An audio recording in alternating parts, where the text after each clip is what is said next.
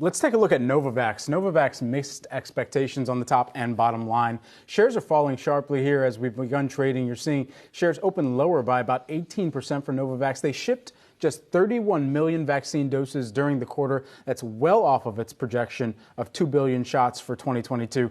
Novavax, of course, one of the candidates that had kind of fallen by the wayside in comparison to the other candidates that had moved forward with some of the emergency use authorizations. Pfizer, BioNTech, we had seen, of course, Moderna and their vaccine. J&J even had moved at a quicker pace than Novavax. However, for Novavax, they had been looking more internationally with their scale and scope and being able to try and address some of the lower income nations as well and make some of their vaccine candidates available. But as of right now, I mean, $704 million in revenue in this most recent quarter. First profitable quarter, we should also mention as well. Yeah, because Novavax is another one of these companies like Moderna that didn't have products on the market before this, right? They were in experimental phases. So now coming out with that revenue miss, but also there's some questions about the Vaccine Alliance, Gavi, and whether they are going to renegotiate some of their agreements with Novavax. Just like here in the United States, there are some questions about congressional funding for continued